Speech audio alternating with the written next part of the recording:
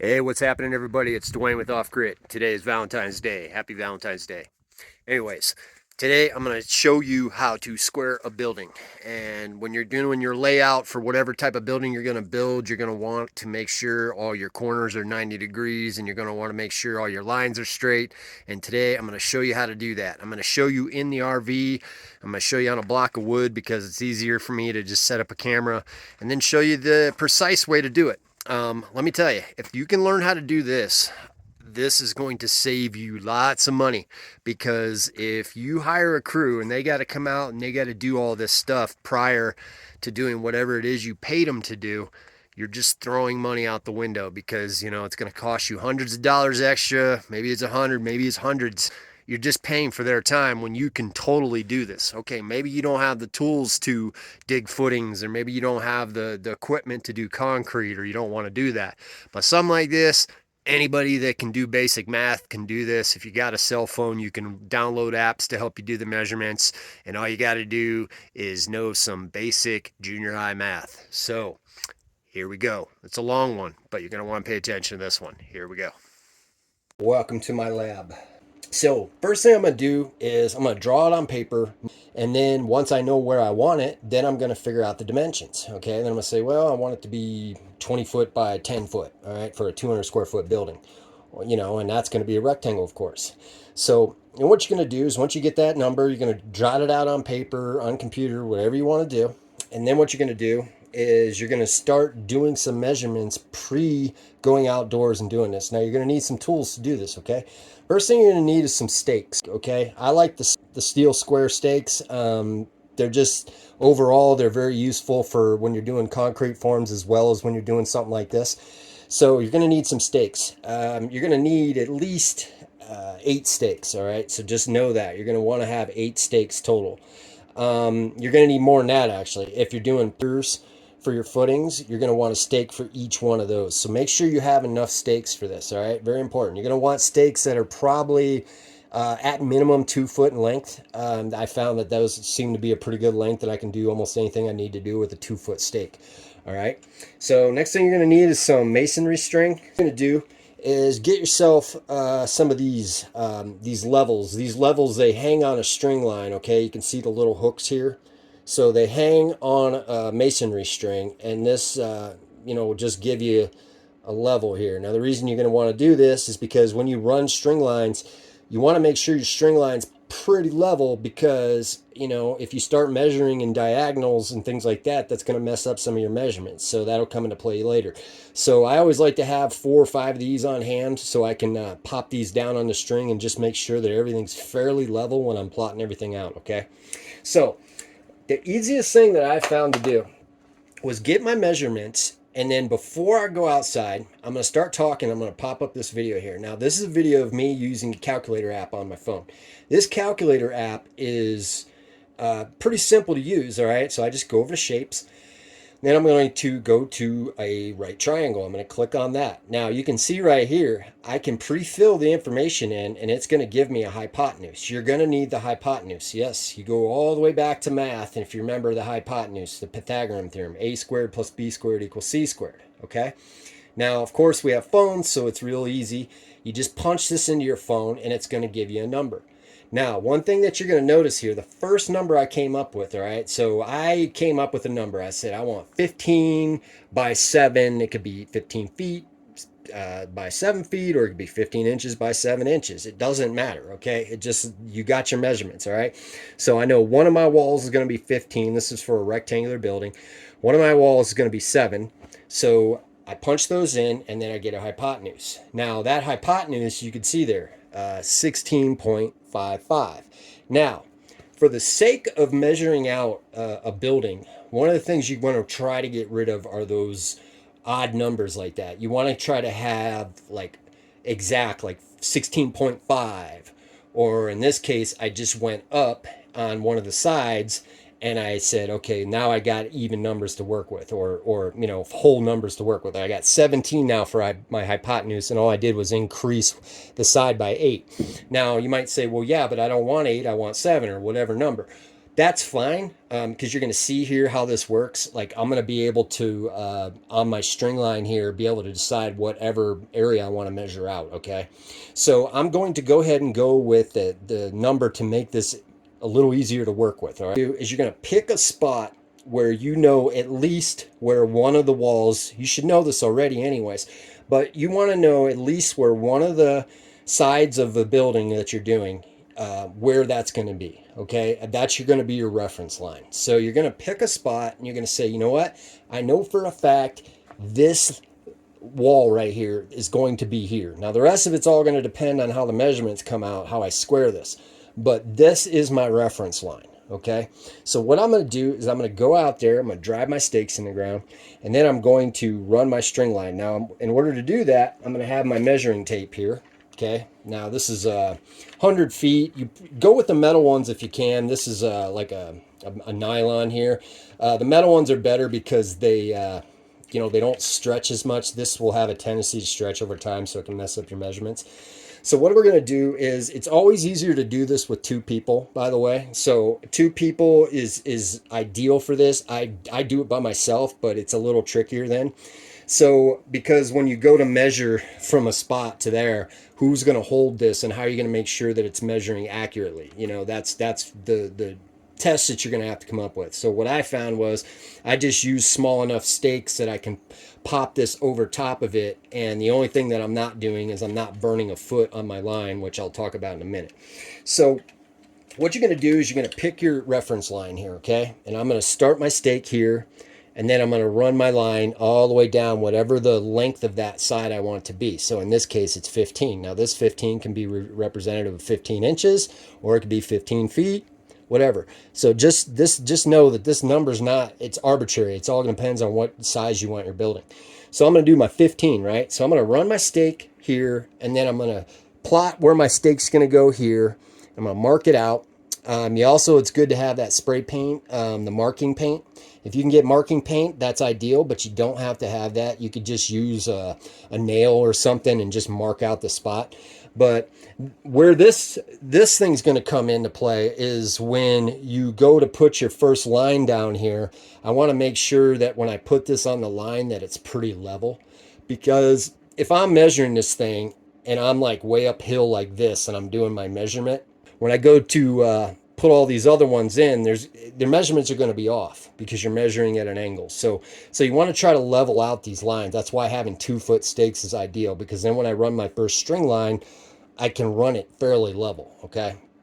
And then I know that this post and the string might be towards the top of the top of the stake, and this one here might be towards the bottom of the stake, just depending on how level the ground is. Now, once I have this set up, I'm going to show you how I like to tie my lines here. I'll show that separately here.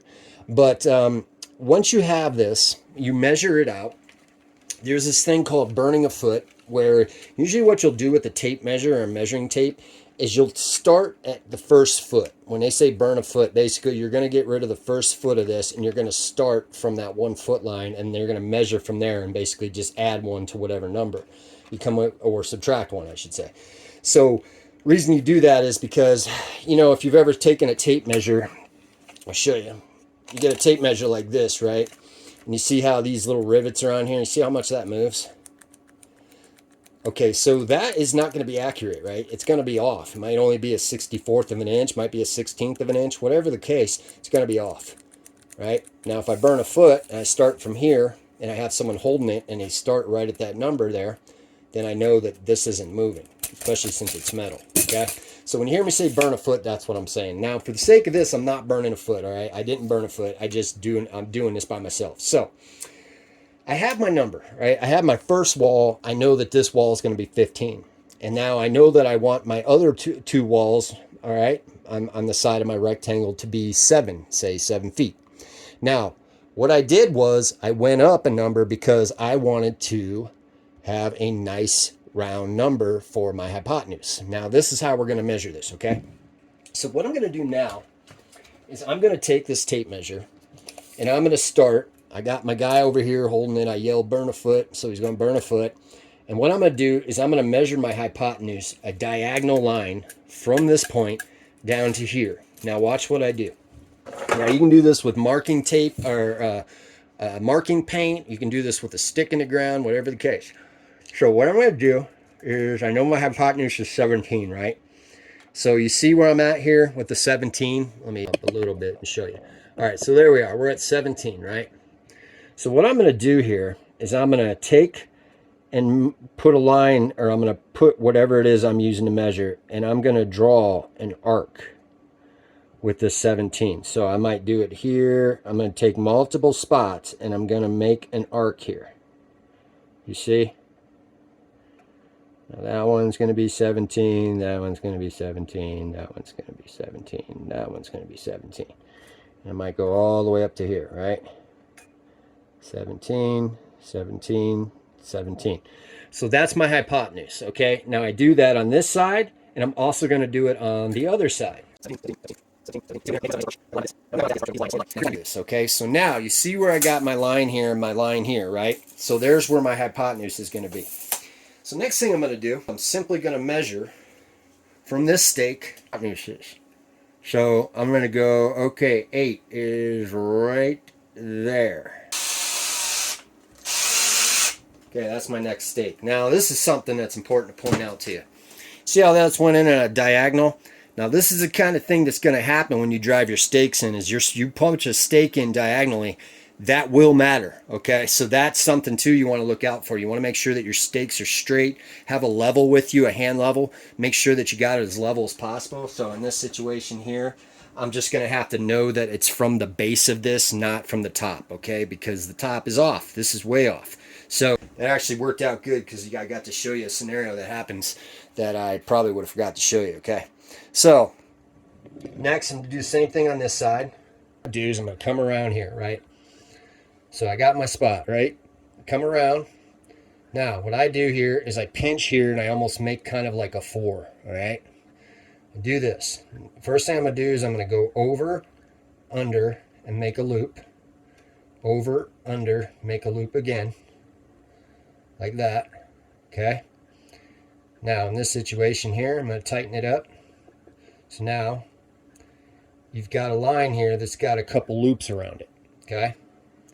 Then what I'm going to do is I'm going to take the remaining part of that line and I'm going to come over here like that. Then I'm going to come under like that, and I'm simply going to pull it tight. You see what I got there? I pull it tight. Now I have a line that I can make tight. You see? So now that is a tight line, and if I pull on this, it won't loosen the line. It stays tight. So this is a very handy line. And if I need to release this, all I have to do is just loosen this by pulling it like that. And then I can take the string off, and then I could connect it over here, do whatever, pull it to the side. So some people do another one where you basically can just tie it on pretty loosely, and then you can just pull it and it'll untie itself. It's a very common one. The reason I like this is, once again, because sometimes I really like having tight line here so I get exact lines, because these lines had a tendency to loosen. And with this here, I can actually tighten it without worrying about it coming loose, and it'll stay tight. So that's the line I like to use for my ties. So that's the tie that I use. So I use that one on this one. I'm going to do the same thing on the other side here. Okay, so skipped a bunch there. So now I got my string line here and I got my string line there. Got 3 of the 4 sides, right? Now here's the big question. If I measure from here to here, is it going to be 15 like this line here that I measured? Let's find out. So it's 15. Now I'm going to come back out. Now I'm going to tie off my other line. Okay? Measured it out. I'll measure my hypotenuse one more time. Here to here. We're at 17 there. I am at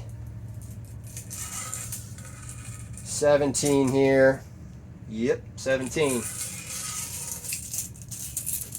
I am 8 here, 8 here, 15, yep, 15, yep, Okay, I got my square. Okay. Now, the first thing that you're going to ask me after I've done all this work is you're going to say, yeah, Dwayne, that's cool, but I wanted 7 on this side, not 8. Think of it this way. This line I know now is going to be a 90-degree angle here because I did my hypotenuse and I put my line here, did my hypotenuse, put my line here. All I'm going to do now is I'm going to measure from this point, okay, and I'm going to go 7. So I'm 7 right there. I could drive a stake right here. And then I did the same thing on this side. We'll use a plumb bob, okay? That's another tool that you'll want for this, a nice little plumb bob. And basically all you'll do is use that plumb and go directly down from that string, right? There you go. Now, all I gotta do is run a tape measure from that dot to that dot, I should say. And I'm gonna be at 15. There it is. But if you just run your line right off of there and you just make sure that it's straight off of the string line, it's going to be lined up 15 and 15, okay? And then so instead of going out this far, I could just bring it in a foot and do this. And put my point here, my point here. Now, something else to add to this, okay, to summarize all this. Now, this is just a real simplified example of how this works.